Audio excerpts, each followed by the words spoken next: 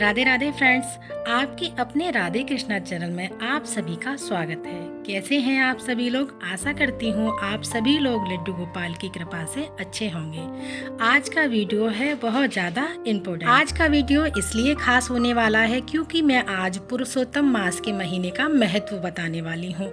इस महीने को भगवान विष्णु ने अपना नाम पुरुषोत्तम दिया है, इस कारण इसे पुरुषोत्तम मास भी कहते हैं। अधिक मास में विष्णु जी और उनके अवतार श्री कृष्ण श्री राम जी की पूजा अवश्य कीजिएगा। इस बार सावन में ये महीना आया है तो शिव जी की पूजा भी जरूर कीजिएगा। मल मास पुरुषोत्तम मास यानी 18 जुलाई से शुरू हो गया है। अधिक मास कोई इसे मल मास भी बोलता है तो कहीं इसे पुरुषोत्तम मास भी कहा जाता है।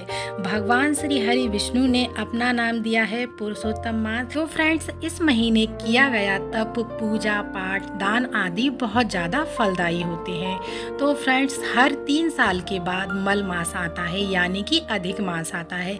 30 दिन का अधिक समय मिलता है। इस समय को पूरे साल भर में एडजस्ट किया जाता है, जिस वजह से 1 महीने एक्स्ट्रा हो जाता है।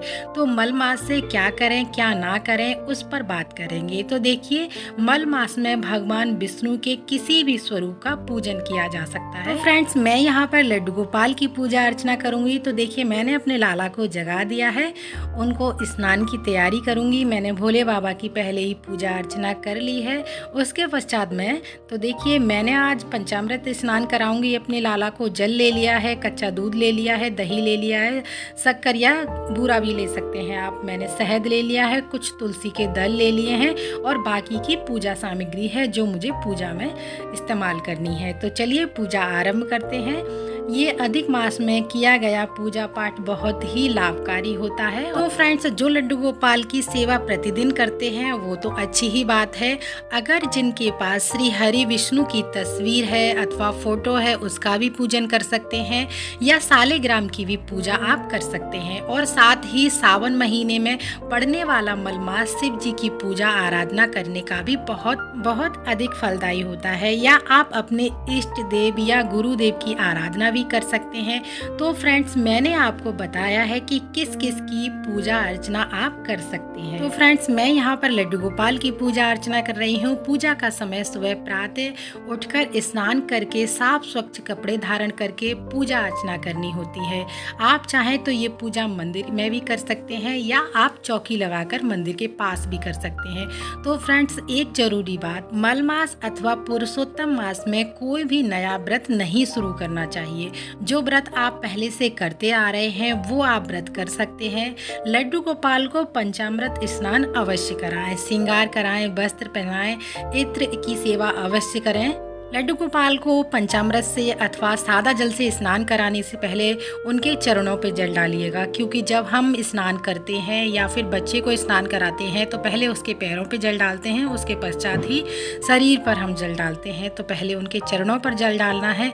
जिससे भी आप स्नान कराना चाहें गोपी चंदन से, उसके बाद स्नान करा के हम पंचामृत स्नान कराएंगे। तो फ्रेंड्स, यहाँ पर आप बोलेंगे इत्र सेवा क्यों करनी चाहिए? तो देखिए, इत्र सेवा करने से भौतिक समृद्धि के लिए इत्र सेवा बहुत ज़्यादा जरूरी है। तो बहुत से लोगों का ये विचार है कि मल मास के महीने में व्रत आदि करने का फल नहीं मिलता है तो क्या छोड़ देना चाहिए? तो फ्रेंड्स, निष्फल व्रत का जो समय होता है, इस समय अगर आप व्रत करते हैं तो भगवान अपने मन चाहे फल देते हैं। कहने का मतलब ये है, जिस फल के आपको जरूरत होती है, आवश्यकता होती है और जो फल आपके जीवन के लिए सबसे बेहतरीन होगा, वो फल की प्राप्ति होती है। हम अपनी मनोकामनाएं पूर्ण करने के लिए तो बहुत सारी पूजा अर्चना करते हैं, लेकिन इस पूजा से भगवान आपको अपनी इच्छा अनुसार फल देते हैं। कभी ऐसा ना सोचें जो हमने सोचा है वो हमें मिल जाए। कभी कभी भगवान हमें उससे भी अधिक देते हैं और हमारा जीवन भी बहुत सुखमय बन जाता है। हमने जो आज सोचा है अच्छा है, परंतु हमेशा ये अच्छा होगा ये जरूरी नहीं होता है। लेकिन जो भगवान हमारे लिए सोचते हैं वो हमेशा ही अच्छा रहता है। भगवान विष्णु के किसी भी स्वरूप की पूजा आप करें, आपको तुलसी के कुछ पत्ते अवश्य अर्पण करने हैं। सबसे बड़ा नियम जो होता है वो है दीपदान का। दरवाजे के चौखट पर आप 2 दीपक अथवा 1 दीपक भी जरूर जलाएं और 1 दीपक शाम को तुलसी के पास जलाएं। आपके पितरों के लिए 1 दीपक घर के दिशा के अनुसार दक्षिण दिशा की तरफ जला सकते हैं, या आप चाहें तो पीपल के नीचे भी पितरों के नाम का दीपक आप जला सकते हैं। श्री हरि विष्णु के नाम का 1 दीपक रोज अपने घर के मंदिर में अवश्य जलाएं, तो वो भी बहुत फलदायी होता है। आप ये दीपक तिल के तेल का या फिर देसी घी के दीपक जला सकते हैं। तो मैंने आपको दीपदान का तरीका बहुत सरल बता दिया है। अगर आप इनमें से कुछ भी नहीं कर सकते, बहुत ही सरल उपाय ये है आपका। अगर आप हर रोज अपनी रोज की पूजा में घर के मंदिर में घी का दीपक अथवा तिल के तेल का दीपक श्री हरि विष्णु के नाम का अवश्य जलाएं। ज्यादा ना कर सके तो आप 1 दीपक श्री हरि विष्णु के नाम का अवश्य जलाएं। आप ये सब करके देखिएगा, यकीन मानिए आपको ये सब करके बहुत अच्छा महसूस होगा, बहुत हल्का महसूस होगा। और जल हमने लड्डू गोपाल को स्नान जो कराया है वो अपने सिर पर लगा लें और कुछ प्रसाद के रूप में घर के सदस्यों को बांट दें और घर के पूरे कोने में, पूरे घर में आप उसका छिड़काव कर दें। बाकी का जो बचा हुआ जल है आप तुलसी में अथवा थोड़ा थोड़ा सभी पौधों में डाल सकते हैं, क्योंकि अगर एक साथ सारा जल आप अपनी तुलसी में डालेंगे, ये मीठा जल होता है, तुलसी खराब होने का डर रहता है। तो आप ये थोड़ा थोड़ा जल सारे पौधों में डाल दें, या फिर आपके यहाँ कहीं कच्चा है जहाँ पैर ना पड़े किसी के, आप वहाँ पर भी डाल सकते हैं। और फ्रेंड्स, यहाँ पर आप चाहें तो पुरुषोत्तम मास की कथा भी पढ़ सकते हैं। जिस तरीके से आपके पास टाइम है, टाइम के अनुसार आप पढ़ना चाहें। पुरुषोत्तम मास की पुस्तक मार्केट में पूजा की दुकान पर मिल जाती है। आप चाहे तो वहां से लेकर आप पुरुषोत्तम मास की पूरे महीने पुरुषोत्तम मास के आप वो कथा पढ़ सकते हैं, थोड़ा थोड़ा अध्याय पढ़ सकते हैं। अथवा अगर आपको पुस्तक नहीं मिलती है, आप सुनना चाहें फ़ोन से, तो फ़ोन पर भी सुन सकते हैं। तो इस पुरुषोत्तम मास के महीने भगवान श्री हरि विष्णु अथवा शिव जी की पूजा आराधना की जाती है। तो फ्रेंड्स, एक ज़रूरी बात और, अगर आप शिव जी की पूजा करते हैं तो आपको तुलसी दल नहीं चढ़ाने हैं।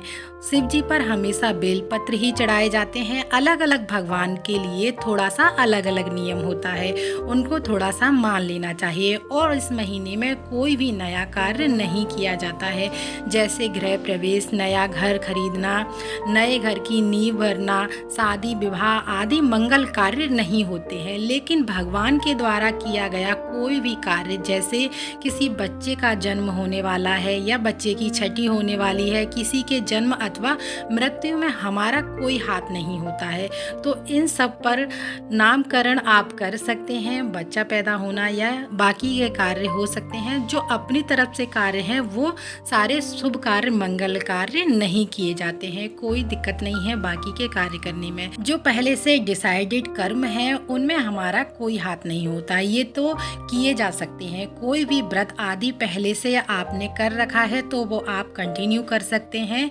और खाने पीने का हिसाब जिस तरीके से आपने सावन के महीने में किया था, काफी सारे लोग सावन के महीने में सात्विक भोजन ही करते हैं, लहसुन प्याज का प्रयोग नहीं करते हैं। और काफ़ी लोग पुरुषोत्तम के महीने में भी सात्विक भोजन ही करते हैं और लहसुन प्याज का प्रयोग नहीं करते हैं। तो आपकी ये श्रद्धा पर निर्भर करता है, आप जैसे करना चाहें वैसे कर सकते हैं।